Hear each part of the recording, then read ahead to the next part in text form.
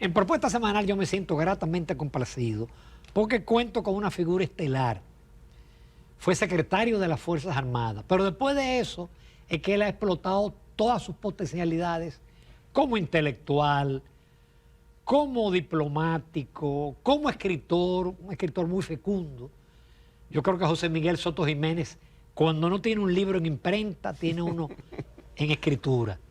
Buenos días, José Miguel, y tenemos a Ana Patricia ahí en virtual. Bueno, un placer de estar aquí. Óyeme, no sé cómo reciprocarlo. No es la norma tener... Dije, azobombo. No. Pero sí debo decirte algo. Yo siempre me siento muy complacido de venir a este espacio. Razones hay demás. Razones hay demás, porque somos amigos, aunque no te convenga decirlo, de hace muchos años, ¿verdad? Inclusive hay un problema hasta de vecindad en un momento dado.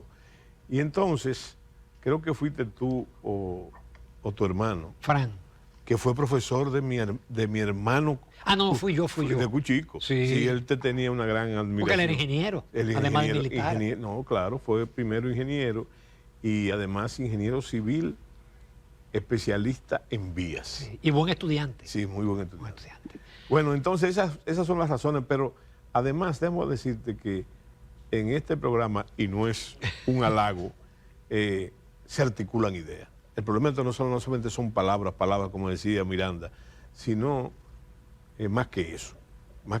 O ni siquiera información, que es muy importante también, sino que se articulan ideas y se busca el origen de las cosas, que es muy importante.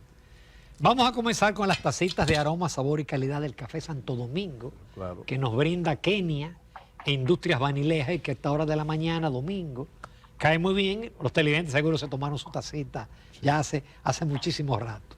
No, pero nos la tomamos ahora precisamente y con mucho gusto. Con José Miguel uno siempre se siente tentado al tema patriótico. Recuerden que él es presidente de Quinta República, es miembro de la acción política de la Fuerza del Pueblo, y uno se siente tentado a hablar de la patria, de la soberanía de Haití. Vamos a hablar de eso, pero yo quiero hablar más de política. Muy bien. Porque estamos a menos de un mes de las elecciones presidenciales y congresuales, y bueno, tenemos que hablar del tema. Y hay un tema que ha estado muy en esta semana porque el presidente en su rueda de prensa de La Voz del Pueblo habló del tema de la compra. Vimos también al ingeniero candidato del PRD, Miguel Vargas Maldonado, también llegó a decir que hay gente que se está vendiendo fiado. Eso es muy genial. Sí, que nos vendiendo fiado, y ahora se están echando para atrás cuando ven que no le cumplen. Pero eso siempre se ha dado en la política, pero parece que ahora ha adquirido una magnitud que ha roto los récords. Pero nunca como ahora. Nunca como ahora. Y entonces, como tú dices, encierra un viejo sesgo, o como diría Lili, un licio de la política dominicana, pero nunca hemos llegado a los grados de mercantilismo de ahora.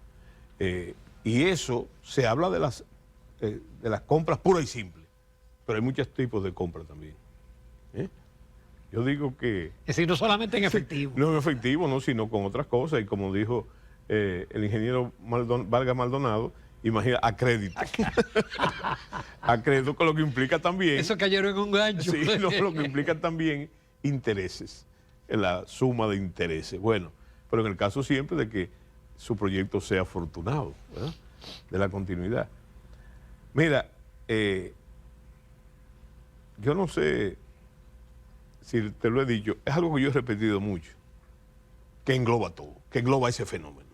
Que por cierto, hay que agregar que esa actitud de Luis Abinader y del gobierno le hace un gran daño a la democracia. A posteriori estoy hablando, ¿verdad? Y entonces algo que está de por sí, algo desdoblado, llega a niveles de no comparación. Pero yo te voy a hacer una comparación ahora mismo, para englobar el fenómeno. Ya yo te he dicho que lo he repetido antes. Bueno, yo creo que el milagro de convertir el agua en vino. Es un milagro, realmente. Y los creyentes piensan que vienen del Altísimo. Y que fue el primer milagro. Y fue el primer milagro con lo que se inauguró el magisterio de Jesucristo. Bueno, eso es uno. Convertir el vino en agua es otro milagro, que involucra al Altísimo también. Podría hacerse en un laboratorio, pero el Altísimo. Y entonces, fíjate, pero yo creo que es menos afortunado para los que gustan del vino y demás. Ahora, convertir esta crisis de este mal gobierno, de un cambio trunco que tiene mucho de fraudulento en la credibilidad de la gente, convertir eso en el milagro, el artificio de ganar unas elecciones. Si es un milagro, no tiene que ver nada con el Altísimo. Con el Altísimo. Ahora sí tiene que ver con el uso y el abuso de los recursos del Estado. Y eso lo engloba todo. Eso lo engloba todo. Pero, fíjate, el engaño hay que tenerlo también. Hay que introducirlo. El fenómeno de ese, voy a llamarle cambio de percepción, en una estrategia del gobierno de distorsionar la percepción de la gente. Eso tiene fecha. Eso tiene fecha. Yo pienso que eso comenzó precisamente más o menos hace un año. Cuando, y es una palabrita que está de moda, lo acabo de oír con un invitado que tú tenías, ¿verdad? Cuando comenzó el crecimiento exponencial de la fuerza del pueblo y del proyecto de Leonel Fernández. ¿Por qué yo digo que es un año? Porque esa fue la época, más allá de la fase en la que él ha dividido el crecimiento y el auge de la fuerza del pueblo, eso comenzó con la marcha de la juventud. Y después de la marcha de la juventud, tú recuerdas que vino la marcha de la mujer. Y después de la marcha de la mujer, vino un fenómeno que fue apoteósico, que fue la marcha del 1 de mayo, que conmovió la capital y prendió los sensores inmediatamente del gobierno. Sus asesores entonces comenzaron un proceso, y él lo llevó a ejecución, de una quizá 20 encuestas. Hay quien dice que son 30, ¿verdad? Yo el número, el comprobado, son 20 encuestas. En esas 20 encuestas, que son una contradicción enorme, que entrañan una contradicción enorme en la misma encuesta, tú te das cuenta del propósito que yo te digo.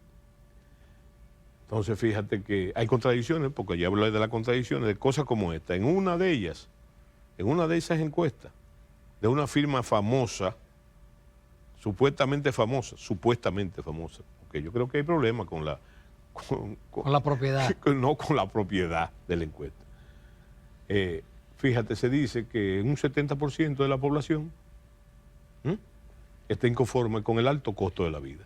Y en la otra cifra es que un 64%, fíjate cómo equivalen a los números que pretende tener el gobierno. Un 64% está muy inconforme con la seguridad ciudadana. Y eso mismo ocurre con el deterioro de los servicios. Pero en esa misma encuesta entonces le ponen al señor presidente de la República candidato, y esto fue antes de ser candidato naturalmente, dentro de la estrategia, le ponen sobre un 60%, un 58%, un 56%. Yo vi en el jueves que le pone 70%. No, ese es el deseo del presidente, porque el presidente le ha dicho a su equipo, cuando le llevaron una encuesta, porque proyectaron una encuesta que él tenía un 64%, un 60%, él dice que lo que quiere es un 70%. Yo, un 70% muy virtual. Y yo quiero que tú me permitas, por favor. O sea que yo no soy como tú, yo no soy muy bueno con los números, mi hermano sí, pero yo no. Y yo quiero leerte esta cosita. Simplemente, estas anotaciones no son una orden, ni un mandato, sino son fruto de yo reparar en los números. Mira, hay 2 encuestas ahora que salieron, las últimas del gobierno, donde él dice que tiene ellos dicen que tienen sobre un 60%, mira, le da un 66%. Del universo electoral completo, que son 8 millones de votantes. Para sacar ese 66% tienen que sacar 5.280.000 votos. Eso no lo ha sacado nadie. Eso no lo ha sacado nadie. Pero para que tú veas, que nos tiene acostumbrado el presidente a las hipérboles, y no solamente son hipérboles del tipo que él suele usarlas, sino también en los números electorales para crear esa percepción de la que te estoy hablando. Que nosotros tenemos que preguntarnos después, y quiero que tú me lo preguntes si es posible, ¿para qué esa percepción? Crear esa falsa percepción. Si le aplica la participación histórica, o sea, en las elecciones generales, que es un 70%, sí, que es histórica, votarían entonces, los que van a usar uso del sufragio, 5.600.000 personas. Para ellos sacar un 66%, que es el número que ellos están dando, en ese escenario necesitan 3.700.000 votos. Que nadie ha sacado tampoco. Pero no solamente eso. Toma como referente las elecciones municipales, de las que te hice ya la historia del milagro y el artificio, ¿verdad? Entonces, tú tienes que calcular, en el mejor de los casos, para ellos sacar un 51% y irse en una primera vuelta, ellos necesitan 2.800.000 votos. Y su última participación en las municipales, con el uso y abuso del recurso del Estado y sus aliados, sacaron 1.700.000 votos. O sea, lo que te estoy diciendo es que ellos sacaron ahora en las municipales. Y tú me dirás, bueno, pero no son iguales. Bueno, pero sacaron con todo ese aparataje. Sí, el presidente reconoció que ellos llevaron a su gente, claro, y la oposición no lo hizo. Claro, y llevaron a la gente contenta, ¿entiendes? Contenta. Entonces yo te digo a ti, que ellos sacaron menos votos ahora, en esas elecciones, que lo que sacaron para llegar al poder, ¿verdad? Entonces, si tú te haces la pregunta, con las cifras que yo te di y esta, ¿de dónde van a sacar ellos? En el peor de los casos, el 1.300.000, 400.000 votos que le falta para ganar las elecciones. Para sacar el 51. Para sacar el 51. No el 65. No, para sacar el 51. ¿De dónde lo van a sacar? Porque tú dirás, bueno, aún la compra masiva de la voluntad popular, vamos a llamarle así, resulta que es cuesta arriba. Sí. Es muy cuesta arriba. No solamente por lo que hay que invertir en eso, sino por lo que ya se invirtió. Y el estado económico del país, del propio gobierno, reconocido por ellos mismos. Porque para crear la percepción, recuerda que hace 7 u 8 meses, ellos dijeron que al gobierno le sobraba el dinero. ¿Tú no recuerdas eso? Sí. Pero ahora parece que no le sobra tanto. Por eso tienen que acudir, según el ingeniero Vargas Maldonado, tienen que acudir al fiado. Al fiado. ¿Verdad? Ana Patricia, adelante, Ana Patricia. José Miguel, entonces en este escenario que tú planteas, porque lo que se ve como que no habría una segunda vuelta, sí habría una segunda vuelta y realmente hay una manipulación de las encuestas, hay una falsa percepción de que todo está bien. ¿No ves tú también que hay una oposición que está muy relegada? Hay un PLD muy dividido, con mucha fuga de buenos candidatos que se han ido. Sí, yo pienso primero saludarte, un saludo muy especial para ti. Igual para usted. Lo primero que debemos observar es que ciertamente eso es así. Por eso a mí no me gusta simplemente hablar de las cosas que se hicieron y se hicieron en tal grado, señores. Fíjate, parte del juego, ¿verdad? Del juego político permitible. Recuerden que en estas elecciones se permitió que hubiera unos observadores, vamos a llamarle privados, Y entonces esos observadores privados, yo recuerdo que antes de pasar las elecciones celebraron y dijeron que eran justas, que antes de celebrarse las elecciones. Y después fueron los primeros cosas. Pero también hubo la OEA. La OEA. Vino los observadores de la OEA, tradicionales de la OEA, y dijeron los vicios que habían tenido esas elecciones. Y la reacción, respondiendo tu pregunta, la oposición y la Fuerza del Pueblo remitió un legajo de 11 denuncias a la Junta Central Electoral con el único fin de que se corrigiera, ¿verdad? Porque como dice el cuento, después del palo dado, no hay... ni Dios lo quita. Bueno, pero entonces yo pienso que eso que tú has dicho es en gran parte una queja general, no solamente tu observación, sino que hablan de esa pasividad, A mí me han llamado. ¿Qué es lo que está pasando? Que hay una pasividad entre los gestores políticos. Bueno, fíjate, yo pienso que todo es un proceso, sabiendo que tenemos poco tiempo, Tenemos poco tiempo y esa inquietud revela dos cosas. La inquietud de Patricia revela dos cosas. La primera cosa que revela es que la percepción ha tenido ganancia de causa, ¿verdad? Ya yo veo gente, más allá de las noches oscuras del alma, como hablaba San Agustín, ya hay gente, y tú lo notas en los comunicadores, y en los comunicadores reales y serios, vamos a llamarle así, entonces tú notas que hay esa misma queja, ¿verdad? ¿Y por qué no se hace? Y los compañeros, y los dirigentes. Ese es el primer asunto que hay que observar. Y el segundo es lo que te decía, que es un proceso. Y lo voy a decir rápidamente. ¿Qué es lo primero? El hecho ocurre, el resultado de las elecciones municipales. Observando que el presidente Fernández había dicho hace unos meses, no sé si tú lo recuerdas, que las elecciones municipales eran importantes, pero no determinantes. ¿Tú recuerdas ese caso? O sea, que él sabía lo que podía pasar. Claro que no es adivino, pero fue 3 veces presidente de la República. Fue 3 veces presidente de la República. Entonces, lo segundo, que él no solamente repite eso, y creo que lo dijo hasta el mismo día de las elecciones, cuando fue a votar. Entonces, hay que calcular precisamente lo que yo digo del proceso. Primero, el impacto. Ahí, después del impacto de los resultados electorales, viene lo que se llama, lo que yo dije ahorita, las noches oscuras del alma. Hay una especie de golpe de bolsón, se usa en el lenguaje gallístico. Bueno, pero eso no es eterno, ¿verdad?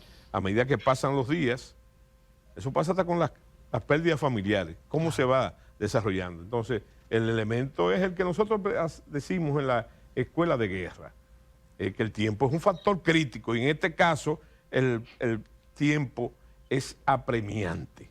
No se puede, después de eso vino, ¿qué vino? Vino el análisis. Lo que nosotros en la vida militar llamamos la crítica de lo que pasó.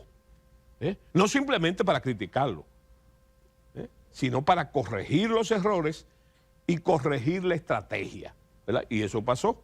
Y después viene la implementación rápida del proceso, y todo se puede resumir, no criticando al gobierno ni al partido de gobierno en la ocurrencia de ese fenómeno, sino la crítica a nuestras propias estructuras, ¿verdad? Y entonces viene la corrección. A propósito, todo se resume en el hecho, para no pasarnos el tiempo teorizando, en el hecho de movilizar el voto, llevar la gente a votar.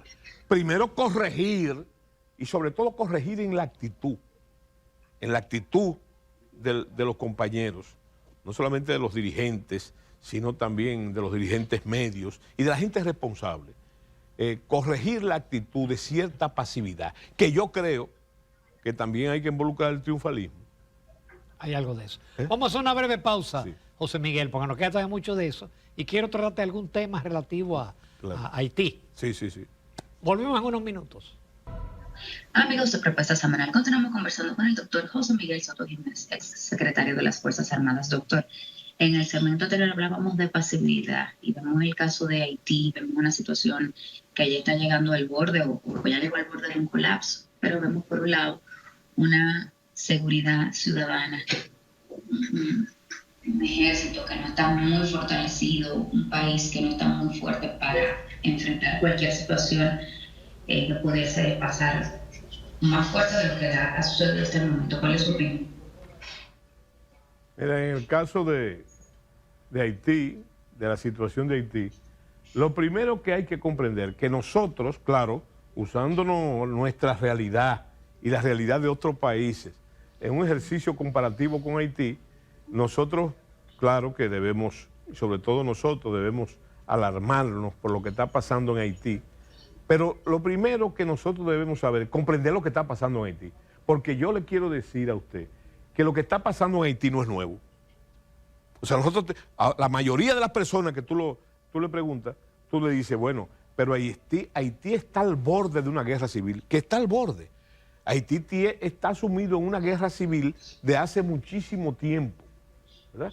Y lo está sufriendo la población haitiana, donde tú te refieres a la seguridad ciudadana, pero no es asunto ya de seguridad ciudadana, es de barbarie, de terror, de abuso contra la población armada. Yo he dicho muchas veces que claro que debemos alarmarnos, porque todo lo que históricamente lo que ha pasado en Haití siempre se refleja en la República Dominicana, históricamente. Yo he dicho de forma desaprensiva, lo admito muchas veces, que ante esta situación que estamos viviendo nosotros, por motivo de la situación haitiana, y no es precisamente lo que está pasando ahí, sino lo que está pasando aquí. Entonces, yo he dicho de forma desaprensiva, a mí no me importa lo que pasa en Haití, a mí lo que me importa es lo que pasa en la República Dominicana, porque la principal amenaza en ese orden para la República Dominicana ni siquiera es el caso del canal, que viene siendo una violación al Tratado del 29, ni siquiera es el peligro de las bandas, que puedan inferir en el territorio dominicano y replicar la barbarie que están haciendo contra la población haitiana. El principal peligro, y lo reitero, y hay que tomar conciencia, es la migración ilegal en la República Dominicana, porque ya lo hemos hablado aquí, se está tragando los frutos de la democracia dominicana, se está tragando los logros de la seguridad social, se está tragando el logro del 4% de la educación, aparte de otras cosas que se lo está tragando también, ¿verdad? Entonces, se está tragando el mercado del empleo en la República Dominicana, cuando eso es un problema. Entonces, ese es el verdadero problema. Y después se va tragando nuestra cultura, nuestra costumbre. Y está, óyeme, un proceso que la gente se cree que es simplemente la presencia. La sociedad dominicana se está haitianizando y uno lo ve en los tugurios, en eso que tú dices, en la penetración cultural y en sus formas de vida, ¿verdad? Se está haitianizando. Y eso es precisamente por lo que está pasando en Haití, no, es lo que está pasando en la República Dominicana, que se dice, no, por eso es viejo, el proceso de la migración ilegal. No, pero nunca en las proporciones. Lo que hablamos del mercantilismo en la política, de las compras en la política, nunca en el grado que está pasando ahora. Está pasando el caso de la migración. El presidente Abinader le ha dado un manejo político, electoral al tema de Haití. Pero claro, no al tema de Haití, primero al tema de Haití, pero sobre todo, yo te dije a ti en una ocasión que cuando yo era muchacho, había una cantaleta que decía, como sé que te gusta el dulce de leche, debajo de la puerta te mete un ladrillo. Una cantaleta muy popular. Y yo creo que él hizo eso. Y también tiene tiempo. Te lo voy a decir cuándo. Tú recuerdas, yo creo que no había cumplido un año de gobierno cuando se intentó hacer la reforma fiscal. Sí. Tú recuerdas que el país, como se dice en los barrios, se engreñó contra el gobierno. ¿Qué hizo él? Retiró hasta hoy el asunto de la reforma fiscal y metió el tema haitiano. Ahí fue la primera manipulación. Y recuérdate que eso coincidió con el famoso secuestro de unos dominicanos y unos religiosos norteamericanos. ¿Recuerda eso? Entonces metió eso ahí. A seguidas hizo la inauguración de los trabajos del muro, que tampoco se ha continuado ni de la forma en que se nos presentó, porque yo estuve ahí, a los que asistieron, se nos presentó el proyecto, ¿verdad? Bueno, pero cuando eso, y entonces, eso fue en ese momento. Y yo creo que él pudo sortear de forma afortunada los malestares de la reforma fiscal con el tema haitiano. Y ahí descubrió el gol. O sus asesores descubrieron el golf, ¿verdad? El gol del fútbol. Y entonces resulta que a partir de ahí ya sí se le dio una connotación cuando ya él se declaró candidato, que era el secreto mejor guardado o publicitado del país. Cuando él dice, entonces ya comenzó a actuar, ¿verdad? Pero de forma, yo pienso que toda la política haitiana, toda la política dominico-haitiana del gobierno ha sido errática. Oye lo que yo te estoy diciendo, toda errática. Y los logros que tú podías atribuirla son para el pueblo haitiano, porque el presidente, ciertamente, el presidente Abinader fue a muchos foros internacionales a hablar, para hablar del problema, hablar por Haití, en favor del pueblo haitiano, ¿verdad? Y en otros, no se me olvida nunca, para no hablar en el aire, que aún el tema de los kenianos, que fue otro fracaso también. Fue otro fracaso, aún el tema de los kenianos, entonces se celebró en Palacio, creo que una de las primeras ruedas semanales esas que se llaman la semanal, ¿verdad? Bueno, fue celebrado yo vi los letreros en la televisión que decía triunfo de la diplomacia dominicana, la intervención de los kenianos. Yo oí completamente, totalmente, varias veces la sesión del Consejo de Seguridad. Me imagino que tú también. Ahí no se mencionó a República Dominicana, ni se mencionó a Luis Abinader. Es más, el primer ministro, cuando dio las gracias, le dio las gracias a todo el mundo, menos a la República Dominicana, ¿verdad? Después vino se fraguó la entrevista con el presidente Biden, que no se hizo precisamente en ese tiempo, sino 2 meses después, y entonces ahí se trató también de explotarlo. Y ahora, hace un tiempo breve, ahora resulta que el gobierno haitiano, el gobierno norteamericano, le dio las gracias. Oye bien, ¿por qué? Le dio las gracias al presidente Abinader o el secretario de Estado por lo que ha hecho, por Haití. Ha hecho por Haití. Y entonces... Pero tú sabes que Blinken llamó nada más para eso, un tipo tan importante. Mira, yo pienso que, fíjate, que hay que tomar en cuenta también los mitos en la política dominicana, los mitos en la política, con relación a la política con Estados Unidos. Recuérdate las famosas llamadas del secretario de Estado al presidente Medina. ¿Tú lo recuerdas? Bueno, Pompeo.